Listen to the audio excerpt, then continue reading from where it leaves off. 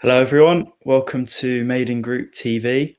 Um, Following the budget today on 3rd of March 2021, Morgan Davies and Claire Lea, directors at Prime Accountants Group, have joined us to summarise the key points that came out of the budget that businesses should be aware of. And for those who aren't aware, Prime Accountants Group have fairly recently joined as patron members of Made in the Midlands, based in Birmingham, Solihull and Coventry. Prime Accountants Group are an independent firm of chartered accountants, forensic accountants and business and financial advisors.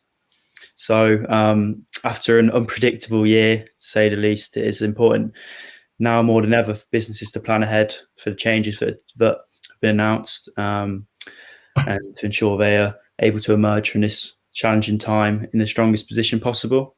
So Claire and Morgan, thank you for joining us today. Thanks for having us, Joe. Thanks, Joe. So first, we'd like to start with a couple of questions for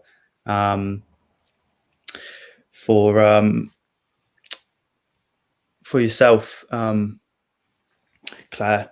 So what changes were to be expected from today?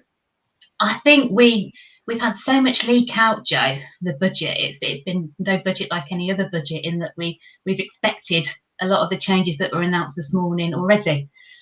So we're expecting the increase in corporation tax rates. So Rishi's just announced that they're going to be increased to 25% in 2023. So we're expecting that increase. We're also expecting the freezing of the thresholds for the income tax, which will bring a lot of people into paying more income tax without raising the actual rates. So those were the two measures that were announced, that we were expecting. We're expecting a lot more, but to come further down the line. Yeah, definitely. Yeah, I think we were saying before that you obviously hear bits that come out, don't you, and things you can expect, but a lot of it, I think people will be, it wouldn't have come as a surprise a lot of some people, but there'll be certainly more things to come in the future to sort of keep an eye on. And sort of leading on to that, Claire, what changes did come as a surprise to you? So just to kind of take a step back to the things that come in the future, this budget is different from other budgets in that the documentation that comes after it is normally all announced on budget day. So we're normally reading all of the consultations and reading all the press releases sort of late into budget day. That hasn't been done this year. So we're having what's called what's been badged in Parliament as the tax day, and the tax day is going to come in 3 weeks' time. So all of the detail is going to be announced in 3 weeks' time under various consultations. So I think the things that we were kind of expecting to hear about, we've been hearing rumours about, will be changed. Things like CGT, changes to inheritance tax, changes to pensions. We might find out more about that in 3 weeks' time on March the 23rd. So it'd be good to sort of touch base again then. So to answer your question about what we were expecting that wasn't announced. No, that wasn't your question, was it? Yeah, what's been announced that we weren't expecting? Yeah, exactly. So things that came as sort of a surprise. Yeah, there was one rabbit out of the hat that came as a surprise, and it was Rishi's super deduction. He called it. So the super deduction it's just for companies. So for the next 2 years, companies can have a super deduction against their corporation tax at 130%. There isn't any detail on it at this stage, but it looks like it's capital investment, so potentially capital investment purchases. They're going to get uplift against their corporation tax at 130%. And there was a few other bits that were announced today that could be used as part of this investment growth and for companies, which are the losses carried back. So it was announced that companies can carry back losses up to £2 million, which is really pretty substantial, for for 3 years. So there's a 3-year loss carryback facility, which is great, because companies that have made losses in the pandemic period can effectively carry those back for 3 years and claim corporation tax refunds. So that's really, really good news. The other good news is that we didn't know about was, although the corporation tax rates are going up, he set a lower rate for small companies. So there's a £50,000 profit limit, and the rate's going to stay at 19% for companies at the lower limit, and then it's tapered up to 25% for companies. I think he said the profit's around 250,000. So there is some scope for smaller companies, which is great for SMEs. The scope to carry those losses back, and the scope to save corporation tax for super deductions on their capital spend. So there is a lot of planning points that could come out of that, but the detail we'll need to find out in a couple of weeks' time. Mm-hmm. Okay, great. Yeah, thank you. And Morgan, we've got some more sort of commercially driven questions that we'd like to ask you as well. So what would you say should be the first things or businesses should really start considering now in light of the budget announcements? I think we have to bear in mind that the whole coronavirus crisis could change at any minute. I think back to last year's budget, and 4 hours later it was deemed a pandemic, and the budget effectively went out the window straight away. So there could be some changes in the environment which causes changes to this budget and subsequent reliefs and taxes, etc. But based on what we know now, I suppose you have to look for the short-term measures first, which is making sure if you've got staff requirements or excess staff requirements, you make use of the furlough scheme as it's been extended. But bear in mind that there'll be increased contributions from the employers from July and August. There was also an announcement of further loan facilities, which are again going to be 80% backed by the government. You know, cash is king, it always has been. But now's the chance, whilst we've still got the crisis support, to actually use it whilst we can, because these things won't last forever. And there's favourable rates and favourable supports now. So make sure you take the full advantage of what you can do. And then I would say plan for the future, rewrite your business plan. The Chancellor talked about the growth in the next 2 years, significant growth because we come from a particularly low, but he was saying that the economy should be back to where it was pre-coronavirus levels by the middle of next year, if the forecasts are to be believed. So now's the time to be thinking longer term, your short, medium and long-term goals, to develop your business. And with the relief such as mentioned, there's probably more to make those investments to get the benefits of the tax relief. And then of course longer term we've got these tax rises to suffer to pay for all of this. So you need to think about your cash flow as well. It'll also give us some opportunities to think and plan about your tax remuneration policies. Our salaries are going to be more attractive than dividends for the business owners going forward. So there's a few things to consider, but I'd say most importantly is make the most of the short reliefs and support packages available now, but then plan for your business going forward.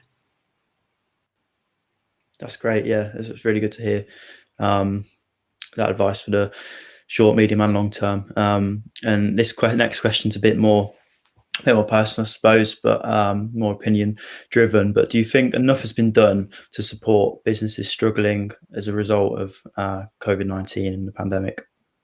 You're right, it is a personal question, but you know, I see lots of different businesses in lots of different sectors. Obviously, manufacturing businesses like the members, but also retail, hospitality, and service sectors as well. And you know, there's not one size fits all. I think for most businesses that have been impacted partly by the pandemic, then a lot has been done. The furlough scheme has been extremely well used and a lifeline for many businesses. But those businesses that are closed down and have gone from 100% turnover to 0% turnover, there's not a lot that can really support those, and they'll quite rightly be saying more should be done for those sectors. But the Chancellor made a point of saying this is the biggest support package since World War II, and the most amount of borrowing required since World War II.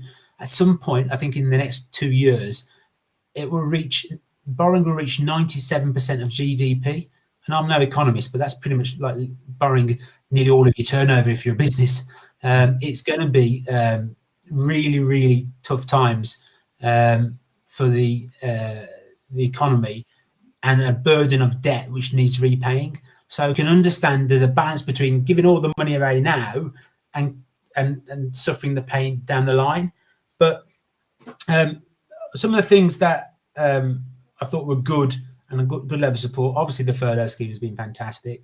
I think the extension of the loss relief is really good, because if you've got more than 1 year of poor trading performance, normally you have to carry those losses forward and wait till you make some profit before you get those reliefs. Now you'll be able to get the reliefs live effectively when you complete your tax return. So that would be a good safety blanket for businesses out there. But I think what he's also done is delayed the pain until after the crisis is over, we hope, if the roadmap is to be believed, because the increase in corporation tax, which is the biggest area of pain, won't start until April 23, which by my maths means that the first companies paying that high rates of corporation tax, if they have a normal year-long accounting period, will pay it in December 24, which is some way off. So they've got lots of time and lots of scope to plan. I think most businesses wanted a roadmap and certainty of what's going to happen in the future. Nothing dropped on them now.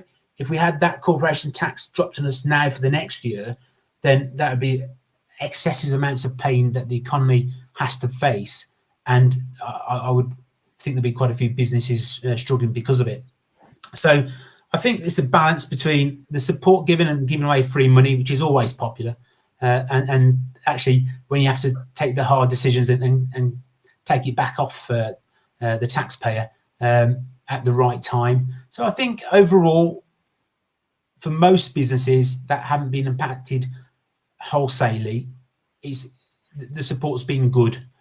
For those businesses that hospitality, retail, I'm sure they'll be crying out for more support. I don't think we're out of the woods yet, Joe. As Rishi said, the total COVID spending's been £407 billion on support measures. And he commented that we'll be paying, so Conservatives, whoever's in power, will be paying this back over many decades. So a lot of the announcements that we were thinking that he could bring in and get tax money, things like CGT, aligning CGT to income tax rates, things like curbing higher rate pension relief, wealth tax, all the things that people were worried about that the government were going to do, they're all still under consultation, and they'll be re-looked at again in a few weeks. And later on, there could be a budget again in the autumn. I don't think now's not the time to bring them in, as Morgan's saying, but I don't think they've been taken off the table. And just on those corporation tax rises as well, down the line, he made a big point of saying it's the lowest corporation tax rate of the G7 countries. Didn't he? Yeah. I mean, I'm a bit older than Claire, but when I joined the profession in '94, corporation tax was 33% for large companies and 25% for small companies. So now we're going up to what was the lowest rate of tax when I started in the profession. And it's been a one-way street reducing taxes. This is the first tax rise since Dennis Healy for corporate tax. That was in the 70s, I understand. So to put it in perspective, it's a real rare thing for corporation tax rates to rise. They fiddle and fine-tune the different reliefs and allowances. But for the tax rates to rise, this is the first time, certainly in Claire's lifetime, for a toddler. So it's quite a big step. But being a cynic, is it the first step of many? Once you start reversing that, then you've broken the back of the emotions of going through a tax rise. Then it could just stick another percent on, another percent. I think the effective rate of corporation tax in Germany and in the USA is more closer to the 30-odd%. So there's more room for it to go up. Yeah, well, it's a massive topic, isn't it? And like you said, we've only got a segment of the final answer today, and I think you've done a really good job of sort of summarising the key points from what we can from today as well, and in a digestible way for people. I think that's really important, and it'd be great to sort of speak with you again when we know more in the not so distant future as well, to get more insight as well. And like Morgan mentioned, Prime work with a lot of companies in a lot of different sectors as well, including the manufacturing and engineering industry. So I would highly recommend any of our members who want further advice, got further questions, to speak with them, maybe through the back end of our microsite, to sort of find out more. And if anyone else has further questions, I'd recommend leaving a comment on the YouTube channel, and we'll try and get back to you as soon as possible once I sort of speak again with Morgan and Claire. But happy for you to share our details as well, Joe. I don't know if you can share those. Yeah, definitely we will do. So so anyone can get in touch to find out more, because that concludes the major questions we had today. Like I said, we wanted to make it really digestible today, just to make people get the sort of major points, but it would be great to find out more in the future as well. And so thanks for joining us today, Morgan and Claire, and we'll be uploading this video to Maiden Group TV's YouTube channel for anyone to use as a resource to watch retrospectively as well. Please subscribe to our channel to keep up with upcoming interviews from members in the Maiden Group. And thanks again to Prime Accountants Group for joining us, and thank you everyone for watching as well. Thanks, Joe. Thanks for having us. Joe. Cheers.